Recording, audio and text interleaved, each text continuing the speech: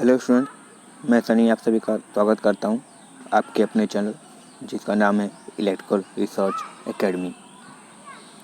बहुत बच्चों की क्वेरी थी कि सर यूपीएससी और TG2 के जो प्रीवियस ईयर क्वेश्चन हैं उसको सॉल्व करा दीजिए। ठीक है, तो आज वही सेशन लेकर आए हैं, यानी सारे प्रीवियस ईयर क्वेश्चन हम लोग देखेंगे जो कि यूपीएससी और TG2 में पूछे गए। और तुमको पता है कि यूपीएससी और TG2 हो चाहे यूपीपीसीएल हो, सभी एक ही डिस्कॉम करा रहा है, या फिर तरीके से कहें तो एक ही हमारी जो कॉन्ट्रैक्ट बेस है वही करा रहा है।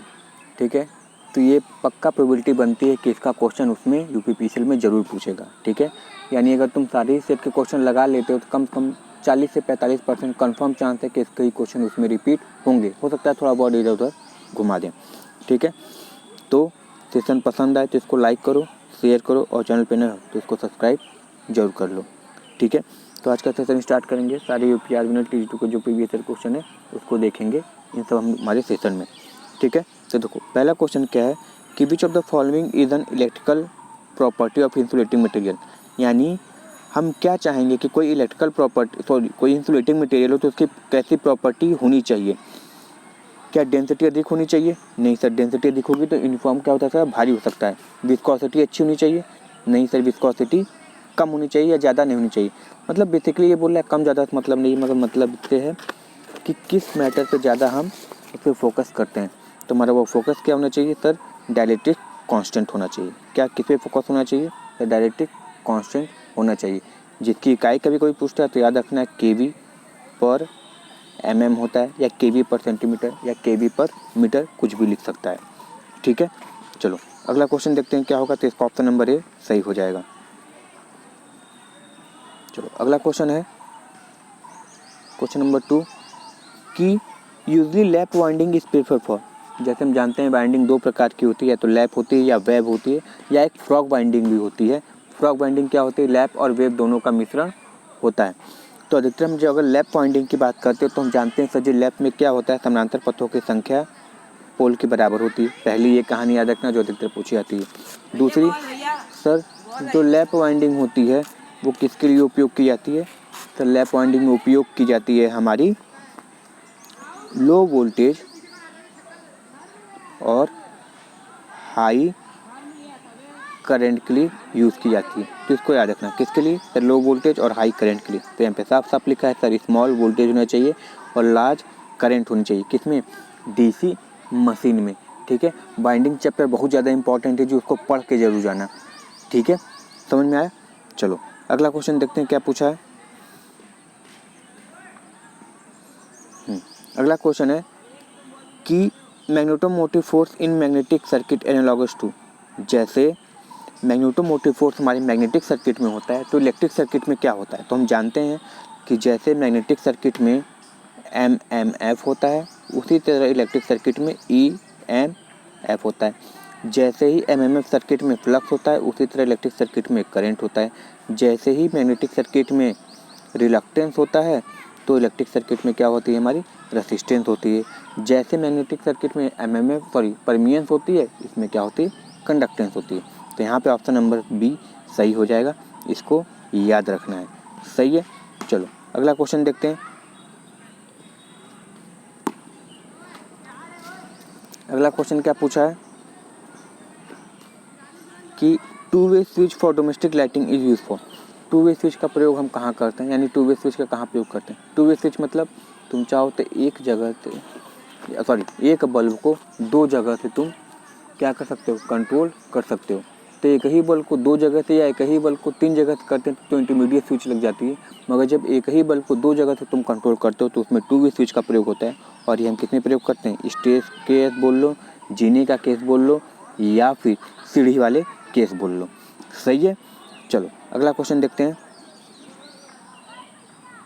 देखो अभी मेमोरी बेस्ड क्वेश्चन नहीं याद होगा तो सही है, नहीं तो छोड़ के आओगे। क्या पूछा है कि अगर कोई IC है जिसका नाम 723 दिया है तो वो क्या होता है। सर IC 723 जो होता है वो किसके लिए होता है, वोल्टेज रेगुलेटर के लिए होता है। किसके लिए, वोल्टेज रेगुलेटर, यानी वोल्टेज नियमन। जो वोल्टेज रेगुलेटर जानते ही हो क्या होता है, अपने हिसाब से वोल्टेज को कम ज़्यादा करना। जैसे फैन में वोल्टेज रेगुलेटर होता है, स्पीड रेगुलेटर, वो भी क्या होता है एक तरीके से वेरिएबल रजिस्टर लगे होते हैं। तो उससे क्या करते हैं रेसिस्टर बढ़ा घटा कर हम वोल्टेज के मान को कंट्रोल करते हैं, जिससे हमारी फ़ैन भी कम ज़्यादा चलती है। ठीक है ना, इसको याद रखना। अगला क्वेश्चन है कि the ratio of output voltage to input voltage for a buck converter कितना होता है। ठीक है, बक कन्वर्टर समझ रहे हो क्या होता है। एक स्थिति से दूसरी स्थिति में बदलने वाले को हम कन्वर्टर कहते हैं, और कन्वर्टर का ही एक प्रकार है बक कन्वर्टर। ठीक है, तो जो आउटपुट तथा इनपुट वोल्टेज का जो रेशियो होता है वो किसके बीच में होता है, 0 से 1 के बीच में होता है। किसके बीच में सर, 0 से 1 के बीच में होता है। इसको याद रखना, किसके बीच में सर होता है सर, 0 से 1 के बीच में होता है। ठीक है, चलो अगला क्वेश्चन है, ये देखो मैग्नेट से क्वेश्चन है। मैग्नेट मतलब नेचुरल जो मैग्नेट होता है उससे क्वेश्चन है। ठीक है, जो हम नीडल लटकाते हैं तो पूछता है कि बताओ अगर फ्रीली किसी मैग्नेटिक कंपास यानी किसी मैग्नेट को हम फ्रीली छोड़ दें तो क्या होगा। ठीक है, तो वो वाली कहानी अगर फ्रीली छोड़ दें तो क्या होगा।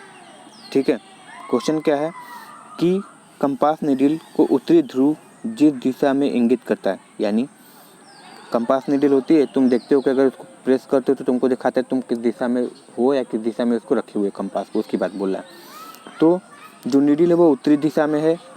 ठीक है, और वास्तविक उत्तरी दिशा के बीच में विचलन क्या कहलाता है। देखो तुम नीडल रखे, तुम्हारे मैग्नेट का नीडल जो है वो किस दिशा में दिखा रहा है, उत्तरी ध्रुव दिशा दिखा रहा है, और जो एक्चुअल जो पृथ्वी का उत्तरी दिशा है उन दोनों के बीच का जो विचलन या फिर करें उन दोनों के बीच में जो एंगल बनता है उसको क्या बोलते हैं, उसको डिक्लाइनाइजेशन बोलते हैं। क्या बोलते हैं, डिक्लाइनाइजेशन बोलते हैं। और इंक्लाइनाइजेशन किसके बीच में होता है,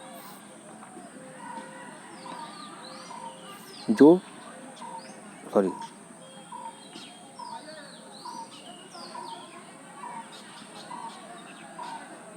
दक्षिणी ध्रुव, ठीक, जो दक्षिणी ध्रुव होती है उन दोनों के बीच में जो कंपास की दक्षिण होती है और जो एक्चुअल दक्षिणी ध्रुव होती है उन दोनों के बीच को क्या बोलते हैं, उनके बीच को सर बोल लेते हैं इंक्लाइनेशन। ठीक है, इसको याद रखना। ये क्लास 11th के चैप्टर में ये तुमको मिलेगा। ठीक है, फिजिक्स के। चलो अगला क्वेश्चन देखते हैं क्या होता है।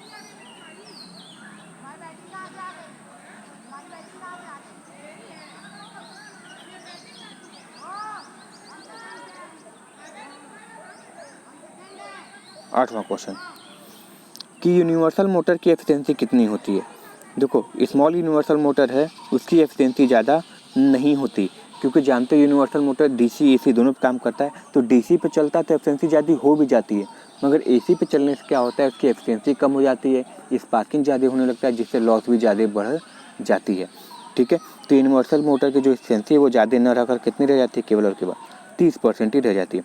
अगर डीसी क्योंकि हमको जानते ही हैं डीसी सीरीज मोटर बोलो चाहे यूनिवर्सल मोटर बोलो बात एक ही है, तो अगर वो डीसी सीरीज की बात बोलता है तो एफिशिएंसी थोड़ी बढ़ जाती है। ठीक है, 80-85 हो जाती है, मगर चूँकि ये यूनिवर्सल है और तुम जानते हो एसी पे चलाना है तो स्पार्किंग होगा ही होगा कम्यूटेटर ये सब पे, तो इससे क्या होती है एफिशिएंसी और घट जाती है। ठीक है, चलो अगला क्वेश्चन है क्वेश्चन नंबर 9 कि cross section area copper conductor का पावर सर्किट के लिए कितनी होनी चाहिए।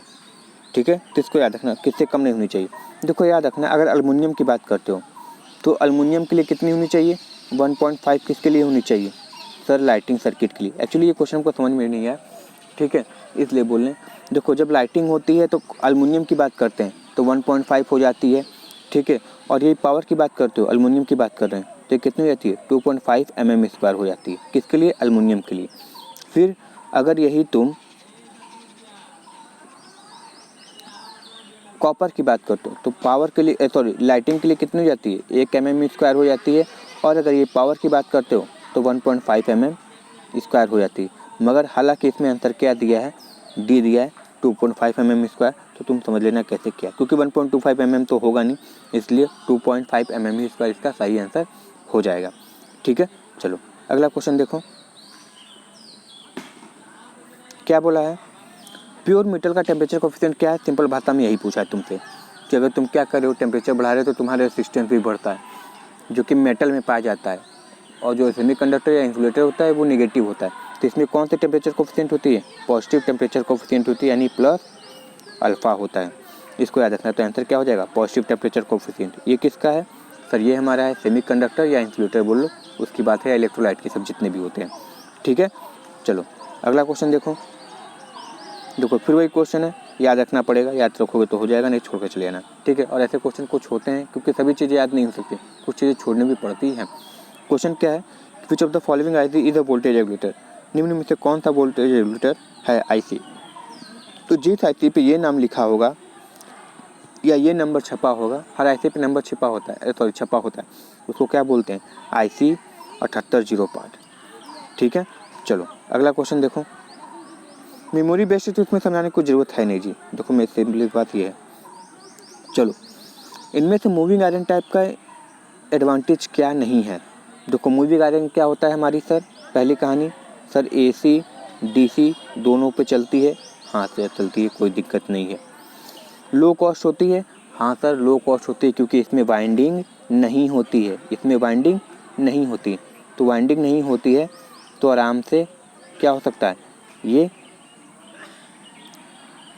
सस्ती पड़ सकती है। अगला अगर वाइंडिंग नहीं है तो ये क्या होता है, रफ कंस्ट्रक्शन होता है। रफ मतलब कहीं भी उठा के पटक दो कोई दिक्कत नहीं, जैसे स्क्वायर केज मोटर देखो वाइंडिंग नहीं है तो कहीं पे भी उठा के पटक देते हैं, मेंटेनेंस कम होती है, वही कहानी इसकी है। और सबसे इम्पॉर्टेंट चीज़ क्या इम्पॉर्टेंट इसका नहीं है, देखो इसकी जो स्केल होती है वो यूनिफॉर्म नहीं होती है, ठीक है। ये इसकी स्केल जो होती है यूनिफॉर्म नहीं होती है। यूनिफॉर्म किसकी होती है, PMMC यानी मूविंग कॉइल की यूनिफॉर्म होती है। इसकी क्या होती है, नॉन यूनिफॉर्म बोल लो, नॉन लीनियर बोल लो, क्रैम्प्ड बोल दो, सभी एक ही चीज़ है, ठीक है। तो अगर लग रहा होगा कि क्वेश्चन अच्छे और समझाया अच्छे से जाते बाबू, इस चैनल को सब्सक्राइब कर लो, पहली बार आए हो तो, और लाइक शेयर जरूर कर दो। आगे भी हम लोग क्या करेंगे, सारे प्रीवियस ईयर क्वेश्चन देखेंगे, इसी के नहीं हर एग्ज़ाम के, ठीक है। चलो अगला क्वेश्चन देखो क्या कहता है,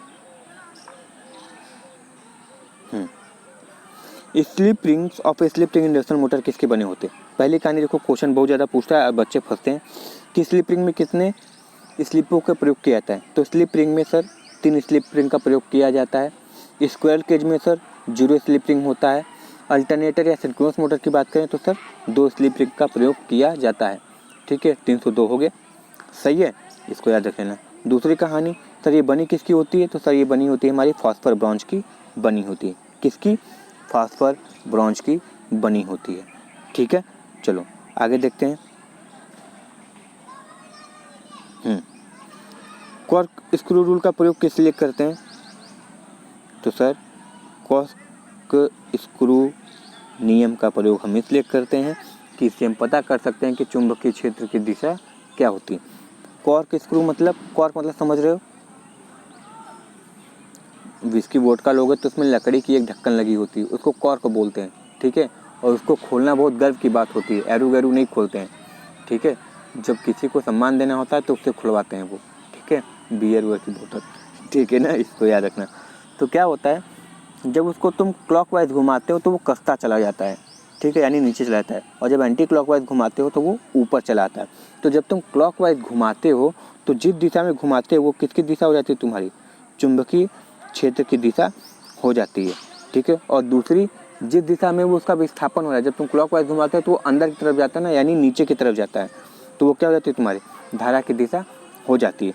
तो एक्चुअली तुम कॉर्क स्क्रू रूल का प्रयोग धारा की दिशा ज्ञात करने के लिए नहीं किए थे, किस लिए किए थे, तुम मैग्नेटिक फील्ड की दिशा ज्ञात करने के लिए किए थे, परिमाण नहीं जी, दिशा ज्ञात करने के लिए किए थे, इसलिए 14 का पहला सही हो जाएगा। अगला क्वेश्चन देखो, स्लिप रिंग इंडक्शन मोटर के कैरेक्टरिस्टिक क्या नहीं है, निम्न में से क्या नहीं है, ठीक है। देखो स्लिप रिंग मोटर की स्टार्टिंग टॉर्क अच्छी होती है, हाँ सर अच्छी होती है। लो स्टार्टिंग टॉर्क होता है, हाँ सर लो स्टार्टिंग टॉर्क होता है, क्योंकि हम स्टार्टर इसमें प्रयोग कर सकते हैं, स्टार डेल्टा यानी बाहरी प्रतिरोध लगाकर हम चाहें तो इसके करेंट को कम कर सकते हैं स्टार्टर का प्रयोग करके, ठीक है। पावर फैक्टर लो होता है जी, हाँ सर पावर फैक्टर बहुत लो होता है। और तीसरी चीज़ सबसे इम्पॉर्टेंट चीज़, इसकी एफिशिएंसी दक्षता कम होती है, किसके तुलना में, स्क्वायर केज की तुलना में, ठीक है। क्योंकि स्क्वायर केज में बाइंडिंग वाइंडिंग तो है नहीं, लॉस होना है नहीं, ठीक है। तो स्लिप रिंग की तुलना में स्क्वायर केज में लॉस कम होती है, इसलिए उसकी एफिशिएंसी ज़्यादा होती है और इसकी स्लिप रिंग की एफिशिएंसी कम होती है, ठीक है, याद रखना इसको, इसलिए नहीं पूछा था। अगला क्वेश्चन देखो 16, क्या पूछा है कि 4 point starter is better than 3 point starter, पहली कहानी। दूसरा, 3 पॉइंट स्टार्टर में ओवरलोड कॉइल किसकी बनी होती है? स्मॉल इलेक्ट्रोमैग्नेट की। कोई दिक्कत नहीं है जी, कोई भी स्टार्टर है जो ओवरलोड कॉइल होती है वो किसकी बनी होती है? ओवरलोड कॉइल का मतलब समझ रहे हो कि जब उसमें करंट का मान बढ़ेगा तो अपने आप क्या हो जाएगी? ट्रिप हो जाएगी। तो इस इलेक्ट्रोमैग्नेट के ही बने होते हैं, तो ये बात तो सही है। दूसरी कहानी, क्या होता है कि 4 पॉइंट स्टार्टर बेटर होता है? हाँ सर, देखो 3 पॉइंट 4 पॉइंट लगभग सेम काम ही करते हैं, मगर 4 पॉइंट स्टार्टर में एक खासियत और हो जाती है, क्या कि जहाँ पे स्पीड रेगुलेशन ज़्यादा होता है वहाँ पे भी ये कार्य कर सकता है, तो बेटर होता है। ठीक है, इसलिए सभी सही हो जाएंगे। ठीक है, चलो अगला क्वेश्चन देखो। मोटर जनरेटर सेट का एडवांटेज क्या है? मोटर जनरेटर सेट की एडवांटेज क्या है? जीरो मेंटेनेंस की रिक्वायरमेंट है तो ये नहीं, जहाँ मोटर जनरेटर लगेगा उसके तो समझ सकते हो मेंटेनेंस कभी शून्य हो सकती है? नहीं सर। एफिशिएंसी हाई होगी? नहीं सर। एक मोटर की एफिशिएंसी वैसे ही कम है, उस पर तो तुम जनरेटर भी भिड़ा दे रहे हो तो एफिशिएंसी ऑटोमेटिकली और कम हो जाएगी। ठीक है, अगर मोटर जनरेटर लगाए तो कभी भी नॉइसलेस तो होगा नहीं, कुछ ना कुछ हल्ला गुल्ला होगा। मगर सबसे इम्पॉर्टेंट चीज़ क्या है कि DC output voltage can be easily control, यानी जो जनरेटर मोटर को कंट्रोल करके मोटर के मान को कम ज़्यादा करके हम चाहें तो जनरेटर की स्पीड को कम ज़्यादा कर सकते हैं। हाँ जी, तो स्पीड मोटर जनरेटर की स्पीड को कम ज़्यादा करेंगे तो हमारी आउटपुट वोल्टेज भी कंट्रोल होगी। ठीक है, यानी डीसी आउटपुट वोल्टेज क्या हो सकते हैं? आसानी से कंट्रोल्ड हो सकती है, इसलिए ऑप्शन नंबर ए सही है। ठीक है, चलो अगला क्वेश्चन देखते हैं क्या है। क्वेश्चन तो पढ़ के आना, न्यूमेरिकल आएंगे जी, फिर बता दे रहे हैं। ठीक है, पहली कहानी क्या है कि 6 पुल 50 हर्ट्ज है। ठीक है, तो इसकी सिंक्रोनस स्पीड कितनी हो जाएगी सर? इसकी सिंक्रोनस स्पीड तो 1000 हो जाएगी, हमको याद है। ठीक है, NS बराबर 120/P। और ये क्या है? एक दवाई है, पैरासीटामॉल है, जो सबको रखनी चाहिए। और यानी इसका मतलब कि ये फॉर्मूले पे क्वेश्चन जरूर आएगा इस बार भी, और 2 से 3 सवाल आएंगे। तो 50 हर्ट्ज तो ये हो, यानी 1000 RPM ये हो गए। अब क्या बोला है कि 1.5 यानी 1.5 हर्ट्ज की क्या है? रोटर फ्रिक्वेंसी है। तो पूछा है कि रोटर की स्पीड क्या होगी? तो रोटर की स्पीड तभी निकल सकती है जब हमको स्लिप का मान पता होगा। ठीक है, तो स्लिप का मान कितना होगा, कैसे निकलेगा? तो सर निकलता है ना, FR बराबर यस इंटू F लगा के, तो स्लिप का मान निकालोगे तो कितना हो जाएगा? FR बटे F। FR कितना है हमारा सर? 1.5 है, बटे कितना है? 50 है। इसको ये पॉइंट हटाने के लिए इसको ये कर दो और इसको 100 से गुणा कर दो। जब 100 से गुणा करोगे तो ये 0 0 100 से कट जाएंगे। ठीक है, बचेगा क्या? ऊपर 15, नीचे 5, इसको काटोगे कितना आएगा सर? हमारा 3 आएगा। यानी 3% की क्या है हमारी, क्या निकल के आ रही है? 3% की सर, 3% की भाई निकल के आ रही है स्लिप। और 3% स्लिप होने का मतलब 1000 का 3% कितना होगा जी सर? 30 होगा, यानी 30% कम स्पीड पे चलेगी। याद रखना, कभी भी रोटर की स्पीड सिंक्रोनस स्पीड से ज़्यादा नहीं होती, कमी होती। और कितना कम होगी? 3%, इसलिए 970 RPM आ रहा है। चलो अगला क्वेश्चन देखो। BH लूप जो होता है वो क्या दिखाता है?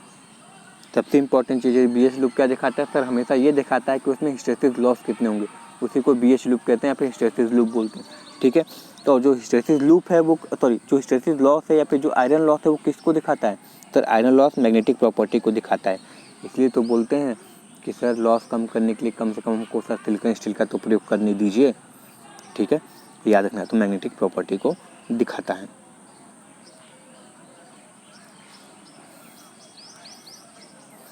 दिए गए निम्न में से सबसे अधिक स्टार्टिंग टॉर्क किसकी होती है?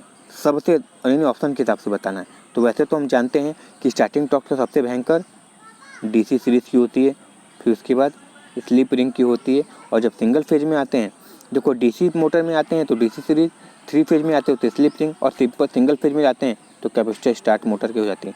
चूँकि ये चारों ही किसके एग्जाम्पल है? सिंगल फेज के एग्जाम्पल है। तो यहाँ पे सही आंसर हमारा क्या हो जाएगा सर? Capacitor start motor. ठीक है, और पावर फैक्टर किसका अधिक होता है सर? परमानेंट कैपेसिटर का होता है। ठीक है, चलो अगला क्वेश्चन देखो। इसको बताने की ज़रूरत थी? हमको तो नहीं लगता। ठीक है, देखो √3VLIL cos phi किसका फार्मूला होता है सर? ये हमारा होता है √3VLIL cos phi। 3 फेज में पावर लॉस कितना हो रहा है उसका होता है। ठीक है, 3 फेज में पावर लॉस किसका हो रहा है? इसका होता है। और ये हमारा कौन सा होता है सर? ये हमारा होता है एक्टिव पावर बोल लो या ट्रू पावर बोल लो या वास्तविक शक्ति बोल लो। और नीचे जो दिया है ये भी 3 फेज का पावर लॉस है, मगर ये कौन सा होता है, रिएक्टिव होता है, जिसको VAR से दिखाते हैं 3 फेज में। ठीक है, याद रखना। देखो ये 3VLIL cos फाई और 3VLIL sin फाई भी गलत नहीं है, 3 से मल्टीप्लाई हो सकता है, मगर लाइन वोल्टेज की जगह क्या होना चाहिए था, फेज वोल्टेज, और लाइन करंट की जगह क्या होना चाहिए था, फेज करंट होना चाहिए था। ठीक है, इसको याद रखना, बहुत ज़्यादा इंपॉर्टेंट है। तो यहाँ पे सही आंसर क्या हो जाएगा हमारा, क्या बोला, कंज्यूम पावर कौन करेगा, तो पावर कंज्यूम हमेशा कौन करता है, रियल पावर या एक्टिव पावर बोल करता है, इसलिए यहाँ पे ऑप्शन नंबर बी सही हो जाएगा। चलो अगला क्वेश्चन देखो, इसका क्वेश्चन नहीं है जी, इमेज हट गया, इसका भी इमेज हट गया, इमेज हटा है, ये क्या हो रहा है, इमेज कितने हैं, कितने क्वेश्चन किए हैं, अच्छा ये हो गया है। चलो अच्छा, जो भेजा है उसका लगता है इमेज हट गया, पूरा नहीं को देखें क्वेश्चन। अच्छा नीचे देखते हैं,